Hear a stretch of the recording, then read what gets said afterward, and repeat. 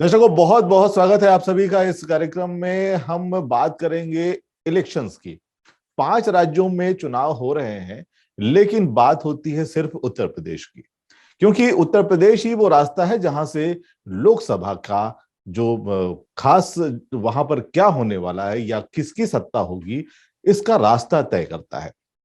एक तरह से इस इलेक्शन को देखा जा रहा है कि ये एक सेमीफाइनल होगा, जो कि 2024 में किस तरह से जो पूरी देश का जो आम चुनाव है उसका क्या परिणाम होगा, इसको एक सेमीफाइनल के तौर पे देखा जा रहा है। इसमें बहुत सारे लोगों की एक तरह से उम्मीदें लगी हुई है, अलग अलग तरीके से बहुत बातें हो रही हैं। एक लंबा समय था जिसमें हिंदू राष्ट्र की बातें होती रही, और बहुत इसके पहले धर्म संसदें हुई। वही दूसरी तरफ ये बात होती रही कि संविधान खत्म हो जाएगा।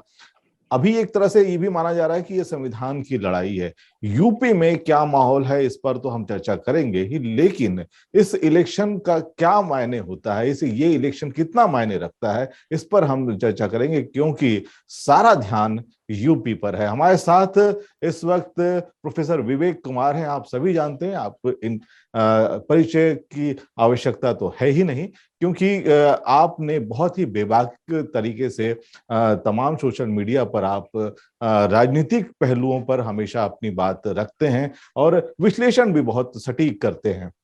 तो हाल ही में मैंने आपके 2 विश्लेषण पढ़े हैं विवेक सर। आपका बहुत बहुत स्वागत है इस कार्यक्रम में। हाल ही में हम आपके 2 विश्लेषण पढ़ रहे थे, जिसमें कुछ दिन पहले ही आपने एक विश्लेषण दिया था, और आज भी हमने आपकी एक बात पढ़ी कि आपने ममता बनर्जी के बारे में एक बात लिखी। चलिए उस पर हम बात करेंगे। देखिए, शुरुआत हम इससे करते हैं कि आखिर यूपी इलेक्शन, जो वहां का विधानसभा चुनाव है, इतना महत्वपूर्ण क्यों हो जाता है? देखिए, सबसे बड़ी बात यह है कि उत्तर प्रदेश में वैसे अगर विधानसभा की सीटें देखें तो 403 सीटें हैं विधानसभा की, लेकिन अगर हम देखें कि लोकसभा में वहां से 80 सांसद चुन करके आते हैं जी। 80 सांसद चुन करके आने का मतलब कि आप समझ सकते हैं कि उत्तर प्रदेश फिर सरकार, केंद्र की सरकार बनाने और उसको बिगाड़ने में पूरी भूमिका अदा करता है। और इसीलिए कहीं कहीं ये कहा जाता है कि भारत में, भारतीय राजनीति में वो दिल्ली का रास्ता उत्तर प्रदेश से होकर जाता है जी। और इसलिए जो वहां की 80 लोकसभा सीटें हैं, उसकी वजह से वह बहुत ही इंपॉर्टेंट हो जाता है। जी जी, बिल्कुल। कई लोगों को तो पता ही नहीं है कि किन किन राज्यों में इलेक्शन हो रहे हैं, क्योंकि बात अगर होती है तो बहुत हुआ तो समाचारों में यूपी के बाद अगर किसी का जिक्र होता है तो पंजाब का, अगर बहुत हुआ तो थोड़ा सा गोवा का हो जाता है, बाद में फिर नंबर आता है उत्तराखंड का, और मणिपुर में ऐसा कुछ हो रहा है किसी को पता ही नहीं है। पता नहीं है, बिल्कुल सही है ये बात, बिल्कुल जी जी जी। तो हम इस पर आपसे मैं ये जानना चाहूंगा कि यूपी इलेक्शन में इस वक्त कौन से मुद्दे हैं जो बहुत ही महत्वपूर्ण वहां के लोग समझ रहे हैं, क्योंकि हो क्या रहा है कि भाषणों में तो कहीं पर गर्मी सर्दी और चर्बी की बात हो रही है, कहीं पर जो है वो हिजाब और तमाम इस टाइप के मुद्दों को लेकर भड़काने की कोशिश की जा रही है कि किसी भी तरह से हिंदू मुस्लिम हो जाए। इसके पहले भी एक लंबे समय तक धर्म संसदें हुई और संविधान को खत्म करके नए संविधान बनाने की बात हुई। यूपी इलेक्शन की हम अगर बात करते हैं तो बहुजनों की स्थिति क्या दिखती है, बहुजनों की राजनीति की स्थिति क्या क्या दिखती है आपको? क्योंकि बहुत सारे दल, छोटे छोटे बहुत सारे दल हैं जो सक्रिय हो गए हैं वहां पर। जो एक बहुत बड़ा दल है जिसकी सरकार लंबे समय तक रही है, जिसके सरकार के लोग गुण भी अभी तक गा रहे हैं, इसके बावजूद छोटे छोटे कुछ ऐसे दल हैं जो सक्रिय हो गए हैं। आपको क्या लगता है इन छोटे छोटे दलों के सक्रिय होने से किसका वोट कटेगा? देखिए, सबसे बड़ी बात ये आपको देखना पड़ेगा कि अभी उत्तर प्रदेश में पहले चरण के चुनाव हुए हैं जी। और उसमें से 58 सीटों पर ही चुनाव हुए हैं जी। 403 सीटों के अंदर जो ये बटा हुआ उत्तर प्रदेश, उसमें केवल 58 सीटों के चुनाव अभी तक हुए हैं, जिसको पहला चरण कहा जा रहा है। तो सुधीर जी देखिए, रिजल्ट तो 10 मार्च को आएंगे जी।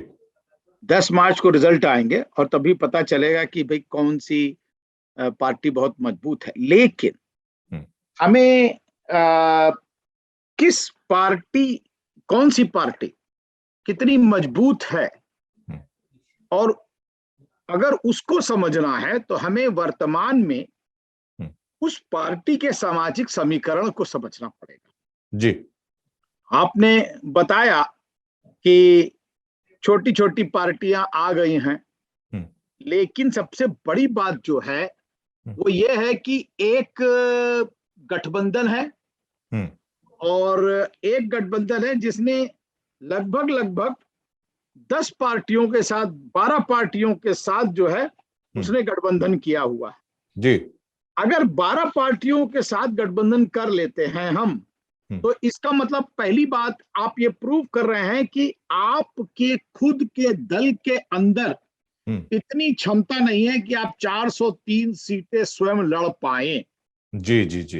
ये एक बहुत बड़ा मैसेज जाता है। दूसरी 12 पार्टी अगर गठबंधन करके लड़ती हैं, जैसा कि समाजवादी पार्टी, आरएलडी और सुहेल देव राजभर पार्टी और जो है कमेरा अपना दल, ये सब मिल करके जो लड़ रहे हैं, एक स्ट्रेटेजिक फ्लॉ है जी। उस गठबंधन में। एक स्ट्रेटेजिक फ्लॉ है, और वो है कि क्या इन 12 पार्टियों के वोट आपस में एक दूसरे को ट्रांसफर होंगे। अगर कहने के लिए तो ये हो सकता है जी। मैं आपको 2019 के इलेक्शन में जब बहुजन समाज पार्टी और समाजवादी पार्टी मिलकर के लड़ी, तो आपने देखा होगा कि वोट ट्रांसफर नहीं हो पाए जी।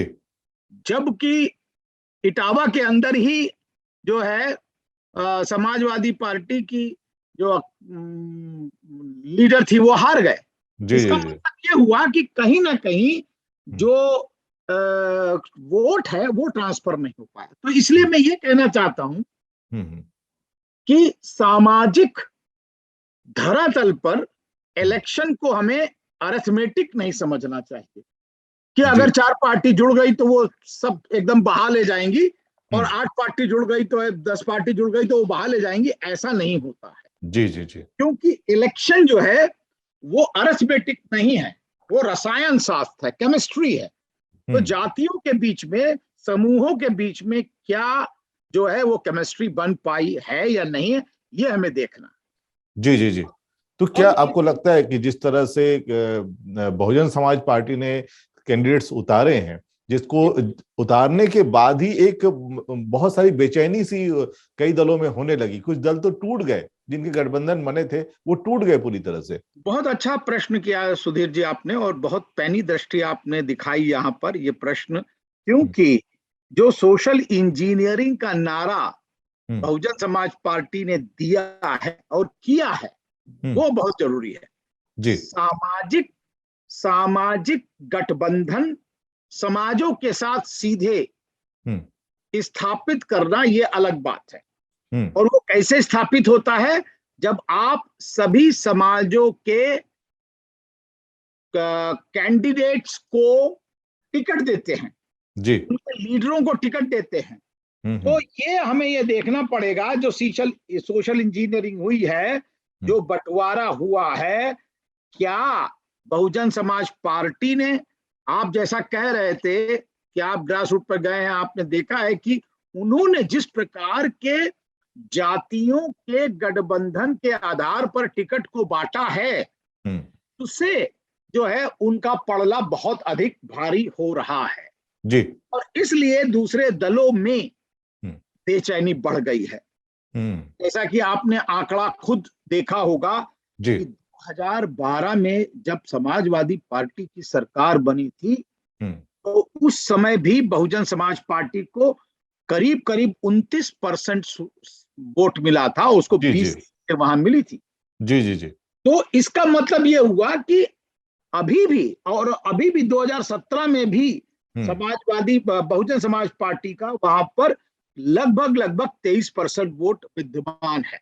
जी जी। तो इसका मतलब क्या हुआ कि अगर 23% से शुरू कर रहे हैं, पॉजिटिव शुरू कर रहे हैं, जी जी जी, इसके बाद जो जिस जाति का उन्होंने वहां पर टिकट बांटा है, उन्होंने गुर्जर समाज को दिया है, उन्होंने कुशवाहा समाज को दिया है, मुस्लिम समाज को दिया है, उन्होंने जाटव, वाल्मीकि जो नॉन दलित हैं उनको, नॉन जाटव है उनको भी दिया है वो।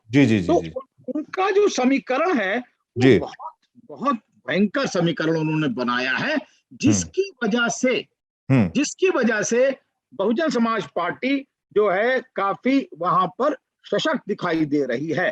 और चाहे वो कैराना में उपाध्याय ब्राह्मण लड़ रहे हो, चाहे शामली में मलिक जो जाट हैं वो लड़ रहे हो, चाहे बुढ़ाना में हाजी मोहम्मद अनीश लड़ रहे हो, चरथावल में जो है सलमान सईद लड़ रहे हो, इसी तरह जो है अनुसूचित जाति के लोग, तो हर समाज के लोग, यहाँ तक कि गर्ग प्रधान, क्या कहना चाहिए, पासमानदा मुस्लिम और शर्मा यानी कि ब्राह्मण, चौधरी, सभी को उन्होंने जो है बाकायदा अपने दल से दे करके सामाजिक समीकरण बहुत तगड़ा बनाया है। और जिसकी वजह से दूसरी पार्टियां जो हैं वो बड़ा ही जो है डर रही हैं इस समय। वाकई इस गणित ने सबका गणित बिगाड़ दिया है, ऐसा नजर आने लगा। खास तौर से अगर देखें तो स्वामी प्रसाद मौर्य की स्थिति बड़ी खराब सी नजर आ रही है, क्योंकि जिस तरह से वो उन्होंने सोचा था वो पूरा समीकरण ही बदल गया एक प्रत्याशी बदलने से। जैसे कि मुजफ्फरनगर में आप देखें, मुजफ्फरनगर में आपने देखा होगा, मुजफ्फरनगर में बड़ा जिसे सांप्रदायिक तनाव रहा था, सांप्रदायिक दंगा सबसे बड़ा हुआ 2012 के जब सरकार बनी उनकी, और वहां पर जो है वो 6 सीटें हैं मुजफ्फरनगर में, लेकिन समाजवादी पार्टी ने एक भी मुस्लिम कैंडिडेट को टिकट नहीं दिया। उनका मानना था अगर वो मुसलमान को टिकट देंगे तो ध्रुवीकरण हो जाएगा, सांप्रदायिकता के अंदर ध्रुवीकरण हो जाएगा, वो हार जाएंगे। लेकिन बहुजन समाज पार्टी ने ऐसा नहीं किया, उन्होंने 6 में से 4 मुस्लिम समाज के लोगों को टिकट दिया। इसका मतलब क्या हुआ, जब आप मैच खेलते हैं तो आप विपक्षी की विचारधारा को समझ करके अपनी सेटिंग नहीं करते हैं। आपको मैच ड्रॉ अगर खेलना है तब तो आप उसकी चाल पर आप उसको जो है काउंटर करेंगे, लेकिन अगर आपको मैच जीतना है तो आप स्वयं बिसात बिछाएंगे। और इसलिए बहुजन समाज पार्टी बिना डरे, मुझे लगा कि जो हो रहा है बिसात, जो कम्युनल दंगा हो सकता है या कम्युनल ध्रुवीकरण हो सकता है, उससे बिना डरे उन्होंने 4 मुस्लिम समाज के टिकटार्थियों को टिकट दिया। और दलित समाज ऑलरेडी वहां 25 से 26 है, 25 से 26% है। तो ये अगर सचमुच बहुजन समाज पार्टी की तरफ अगर अकलियत समाज मुड़ गया तो फिर उसको हरा पाना बड़ा मुश्किल होगा। तो आप मुख्य मुकाबला अभी किसमें देखते हैं कि क्या ये बीजेपी वर्सेस समाजवादी पार्टी, या बीजेपी वर्सेस बीएसपी है, या बीएसपी वर्सेस अदर सारे लोग? मैं इसलिए कह रहा हूं कि ये बहुजन समाज पार्टी वर्सेस जो है वो दूसरे समाजों के बीच में लड़ाई दिख रही है, उसका मेरा अपना एक आकलन है। और मैं आपको बताना चाहूंगा कि पश्चिम उत्तर प्रदेश में वर्तमान समय में अगर जहां पे इलेक्शन हो रहे हैं, 2 राउंड में होंगे, वहां की कुछ सीटों पर आपको दलितों की आबादी बताना चाहता हूं। जी। अगर आप कहें तो देखिए, जैसे बिजनौर में 21% दलित है और सब जाटव समाज के लोग हैं। सहारनपुर में 23% है ना, अलीगढ़ में 23% है, आगरा में तो 24 है जो दलितों की राजधानी कही जाती है। उसी तरह जो है इटावा में 25% है, कानपुर देहात में 25% है। अगर मान लें कि 20-25% एवरेज वोट दिख रहा है दलित समाज का, जो कि जाटव वोट है, जो कि एक मुश्त लोहा लाठ होकर के बहुजन समाज पार्टी के पक्ष में वोट दे रहा है। और ये रिपोर्ट ग्रास रूट से बहुत सारे यूट्यूब चैनल वाले भी दे रहे हैं, और हमारे दूसरे साथी भी बता रहे हैं, जो हमारे सूत्र हैं वो बता रहे हैं कि बहुजन समाज पार्टी के साथ दलित समाज का वोट खड़ा। अब देखिए, दलित समाज के साथ अगर मुस्लिम समाज थोड़ा भी मिल जाता है, जहां पर उनको टिकट दिया गया है, तो और दूसरी तरफ उन्होंने जो है मुस्लिम समाज के साथ साथ ब्राह्मण समाज को टिकट दिया, कुशवाहा समाज को दिया, और यहाँ तक कि सैनी समाज को दिया। उन्होंने जाट समाज, जो कि आप देख रहे हैं कि हमारे जो उत्तर प्रदेश में चौधरी धर्मवीर हैं, वो जाट लीडर है, और उन्होंने एक ट्वीट किया कि पूरा गांव का गांव जाटों ने कहा कि हम बहुजन समाज पार्टी को ही वोट देंगे, क्योंकि बहुजन समाज पार्टी ने सबसे ज्यादा गन्ने का मूल्य बनाया, बढ़ाया उसी ने था। तो जाट भी आ गए, कुशवाहा भी आ गए, मौर्य भी आ गए, बिंद आ गए, सैनी आ गए। तो मैं अगर इनका थोड़ा थोड़ा वोट देखूं तो जो मेरा आकलन है, मैं गलत हो सकता हूं क्योंकि मेरे पास ऐसा कोई बैरोमीटर नहीं है, लेकिन मैं जो आकलन देख रहा हूं, सामाजिक समीकरण के आधार पर कम से कम दक्षिण मतलब पश्चिम उत्तर प्रदेश में बहुजन समाज पार्टी 90 के आसपास सीट जीत सकती है, अगर हम ये समीकरण लगा लें। तो इसका मतलब सभी के आगे वो बढ़ चढ़ करके दिखाई दे रही है। ये मेरा आकलन है, गलत हो सकता हूं मैं बिल्कुल, क्योंकि मैंने आपको बताया कि 2012 में जब वो हारी, दूसरी 2007 से 12 बहुजन समाज पार्टी की सरकार थी, 12 में वो हारी, उस समय भी उसका जो वोट परसेंट था वो 29% था और 20 सीटें जीती थी। 2017 में उसका 21% वोट है करीब करीब। तो अगर मान लीजिए एक मुश्त जो गुर्जर समाज है, जो जाट समाज है, जो अति पिछड़ा समाज है, मुस्लिम समाज है, ब्राह्मण समाज है, उसमें गर्ग वैश्य समाज है, तो ये अगर मुड़ गया तो फिर इसको कोई हरा नहीं सकता। ये मेरा मानना है, ये मेरा आकलन है। नहीं, बिल्कुल बिल्कुल। और प्रथम चरण का जो इलेक्शन हुआ है उसमें वोटिंग जो परसेंटेज नजर आ रहा है, जो सभी स्थानों को अगर देखें तो 57.79 है। और इसको अगर देखते हैं तो ये बताएं कि अभी चूंकि जो छोटे दल हैं, आपने हालांकि कहा कि इस बार जो है वो अलग तरीके से लोग सोच रहे हैं, अलग तरीके से इस पर, क्योंकि बात सत्ता को बदलने की चल रही है। एक हम देख भी पा रहे हैं कि जहां भी बीजेपी के लोग डोर टू डोर अगर प्रचार करने जा रहे हैं तो वो वहां कर नहीं पा रहे, क्योंकि लोगों ने उनको कई जगह से खदेड़ा है। ये वीडियो बहुत सारे वायरल हो रहे हैं, इस वक्त हम देख रहे हैं। बिल्कुल सही। तो आम जो भावना बनी हुई है इस वक्त, आम जो एक माहौल बना हुआ है वो तो वर्तमान सत्ता के खिलाफ ही बना हुआ है। लेकिन फिर भी हम अगर देखते हैं तो चंद्रशेखर हैं और वामन मेश्राम की उपस्थिति वहां पे नजर आती है, और उन्होंने तो एक गठबंधन जैसी कोशिश भी की थी। तो ये कितना वहां पर क्या कुछ कर पाएंगे? आपको क्या लगता है कि इनमें कहां पर आप इनको कहां पर देखते हैं? देखिए, मैं वैसे तो जिसे कहना चाहिए इस पे डिस्कशन नहीं करना चाहता था, क्योंकि इससे जो वास्तविकता है उससे केवल आप उनको कंफ्यूज कर सकते हैं, जो दलित समाज है। क्योंकि अगर ये स्टार्टर्स होते, अगर ये मान लीजिए इतने इनकी उनका कोई भी वजूद होता, तो कम से कम ये 1 या 2 सीट का गठबंधन हो जाता। जब 1 या 2 सीट का भी गठबंधन नहीं हुआ है और कैडर कोई दिखाई नहीं दे रहा है, तो इसका मतलब इनका कोई वजूद नहीं है।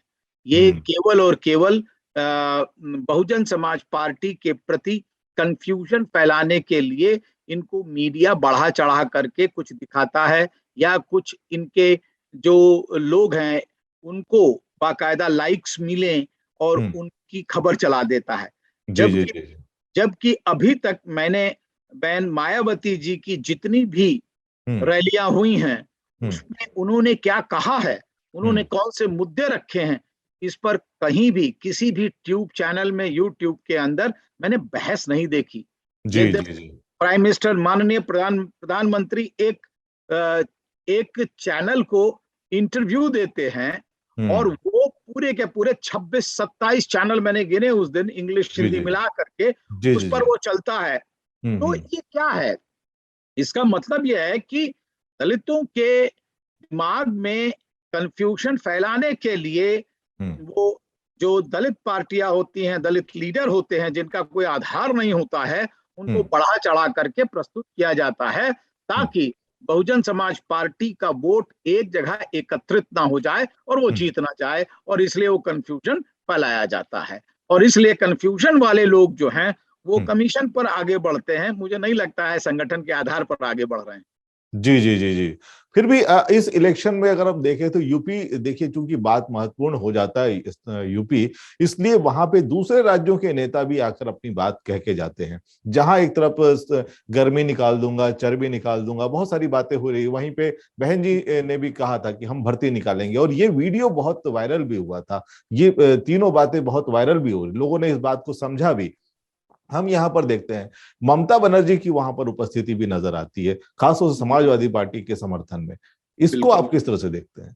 देखिए, एक तो पहली बात सुधीर जी, आपने बहुत अच्छी बात कही कि किस प्रकार की वार्ता, किस प्रकार की शब्दावली, किस प्रकार का वाक्य विन्यास। मुझे लगता है भारतीय राजनीति में ये बहुत ही गिरावट का क्षण है। और जी। ऐसी ऐसी भाषा शैली कम से कम मैंने जो है भारतीय चुनावों के अंदर नहीं सुनी है। जी जी। भारतीय चुनावों में ऐसी भाषा शैली, हम्म ऐसा वाक्य विन्यास और समाजों के प्रति अनर्गल प्रलाप और हम्म इतनी भद्दी भाषा, मुझे लगता है कि ये कहीं ना कहीं नैतिकता का पतन दिखाई पड़ रहा है हम्म भारतीय राजनीति के अंदर। अच्छा है बहुजन समाज के लोग उसको उसको जो है अंगीकार नहीं कर और रहे हैं। और और समझ रहे हैं। जी, मुख्य धारा की राजनीति ऐसी चलती रहे तो हम्म, गलती तो है, गंदा तो है। जी जी अब जी। मैं आता हूं दूसरी बात जो आपने कहा, ममता बनर्जी।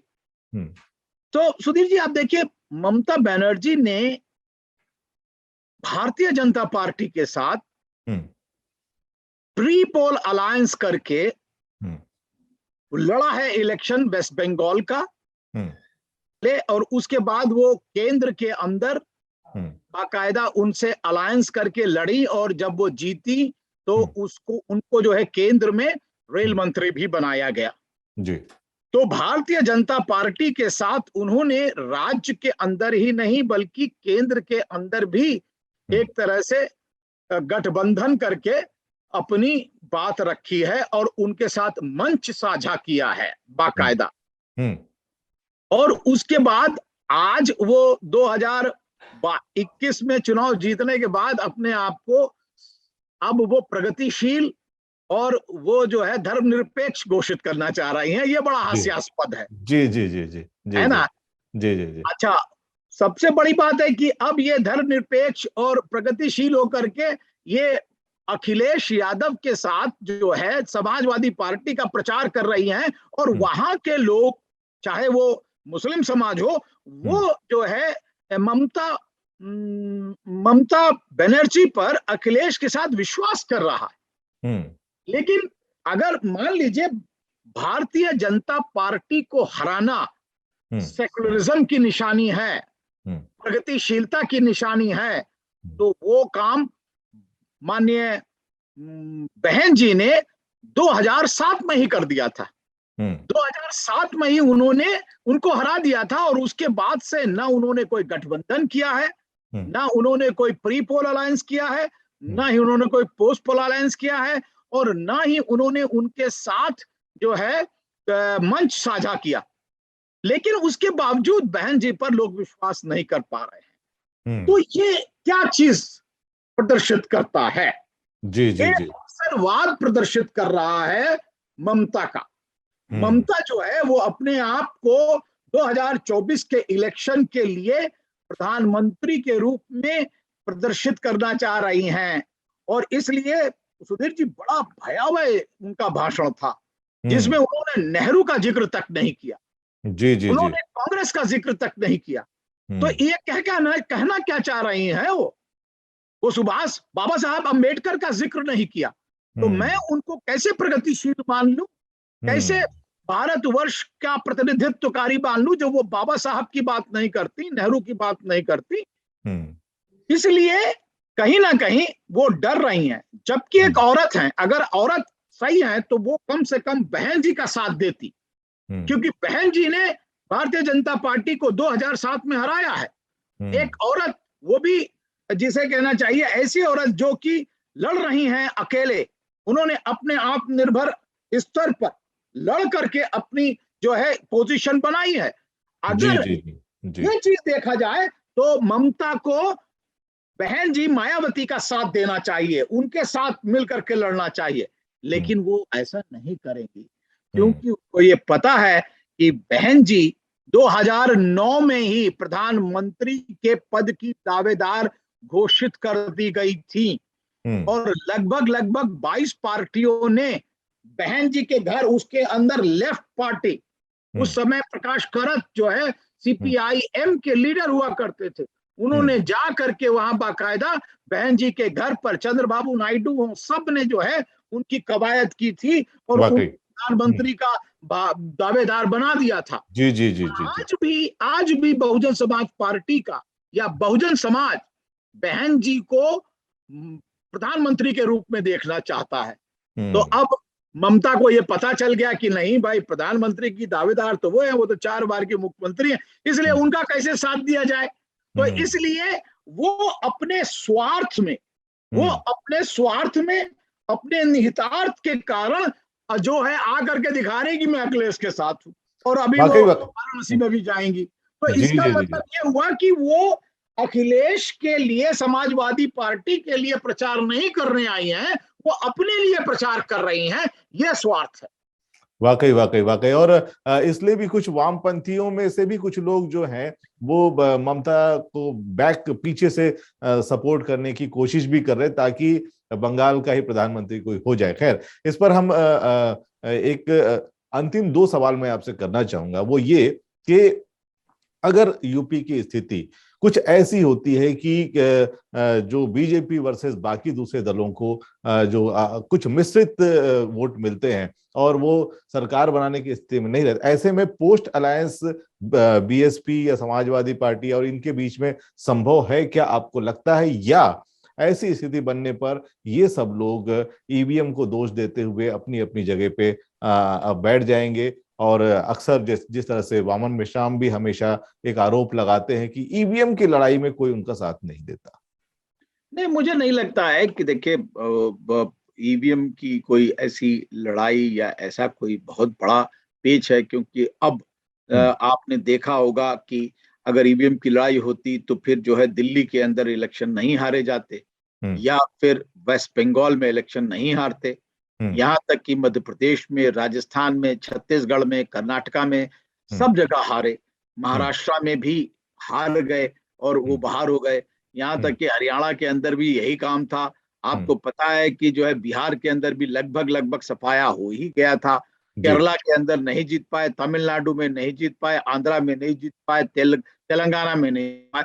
तो ऐसे आखिर इतने सारे राज्यों के अंदर कैसे सुपड़ा साफ हो जाता है?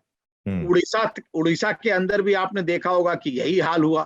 तो इसका मतलब यह है कि ईवीएम को केवल दोष देना मुझे नहीं लगता सही है। हाँ, ये जरूर है कि ईवीएम के अंदर पारदर्शिता की कमी है। मेरा वोट कहाँ जा रहा है, किसको जा रहा है, ये मुझे नहीं पता। मैंने अगर बटन दबाया भी है तो वो सही दब रहा है कि नहीं, ये जरूर मैं मान सकता हूँ, लेकिन वो जिता सकता है, किसी पार्टी को हरा सकता है, मैं इसके लिए कायल नहीं हूँ।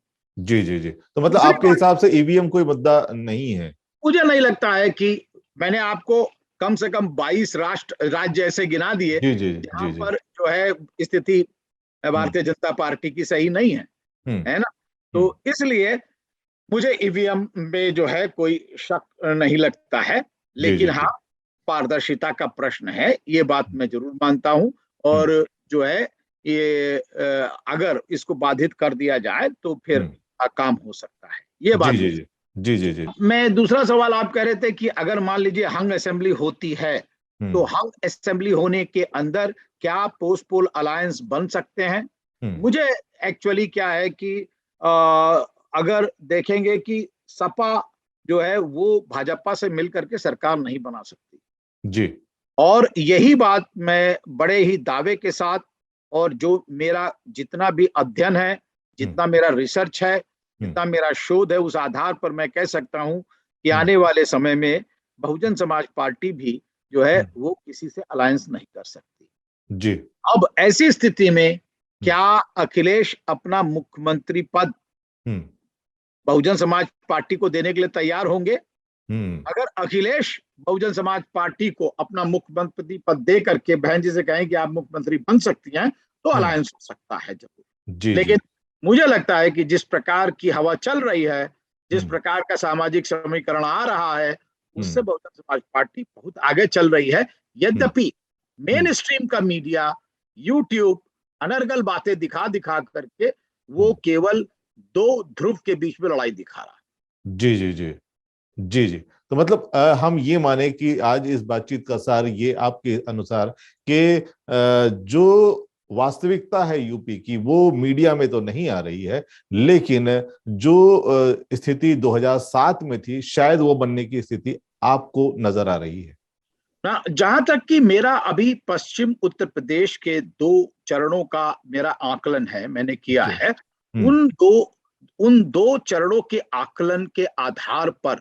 मैं ये देख रहा हूं कि एक तो दलितों के वोट परसेंटेज हर एक डिस्ट्रिक्ट के अंदर है ना, करीब करीब 26-28 डिस्ट्रिक्ट है, उसके अंदर दलितों के एवरेज वोट जो है वो 20 से 25% वोट है उनका।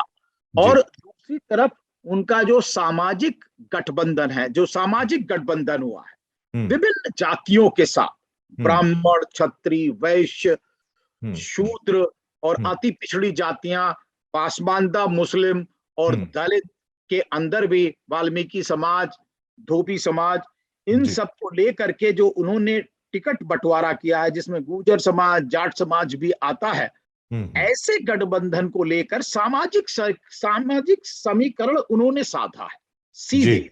यहां तक कि मैं बरेली में देख रहा था जी, मैं पुया में देख रहा, वहां पर जो है उन्होंने गंगवार समाज, जो कि कहा जाता है कुर्मी समाज, उस समाज को भी टिकट दिया। तो मैं ये देख रहा हूं कि अगर यह सामाजिक समीकरण ठीक से बैठ गया, देखिए हम कोई नहीं कह सकते सुधीर जी, कहा जाता है कि रिजल्ट जो इलेक्शन है उसका डिसीजन तब तक नहीं होता जब तक last ballot is not counted. जब तक लास्ट, तो हम वो नहीं कह सकते, हमारे पास कोई ऐसी भविष्यवाणी करने की वो नहीं है। हम सामाजिक समीकरण के आधार पर ये बात बहुत शोध से कह सकते हैं, बड़े जोर से कह सकते हैं कि बहुजन समाज पार्टी का जो पड़ला है वो पश्चिम उत्तर प्रदेश में बहुत अधिक बड़ा है। और अगर सब कुछ मैं सही देख रहा हूं तो लगभग 120-22 सीट में 90 सीट वो जीत सकती है। और अगर वैसी हवा चल गई तो फिर उसको कोई रोक नहीं सकता 2007 जैसा प्रदर्शन करने में। जी जी जी जी। चलिए, काफी अच्छा विश्लेषण आपने किया है और हम उम्मीद करते हैं कि जो स्थितियां आज की हैं, इसको अगर देखें तो बहुत जगह से शिकायतें भी आ रही हैं कि ईवीएम में वो वोट डालने गए और उनका वोट पहले से ही डल गया था पोस्टल बैलेट से, या इस तरह की बहुत सारी घटनाएं हो रही, कहीं पर ईवीएम में ज्यादा वोटिंग काउंटिंग और तमाम सारी जो चीजें हैं। ईवीएम को लेकर आपने अपना अपना मत पूरी तरह से स्पष्ट कर दिया है और उम्मीद करते हैं कि बसपा भी जो है वो परिणामों के बाद ईवीएम को दोष नहीं देगी, ये हम उम्मीद करते हैं। और आपका बहुत बहुत धन्यवाद करते हैं हमसे जुड़ने के लिए। Thank you. Thank you. Thank you.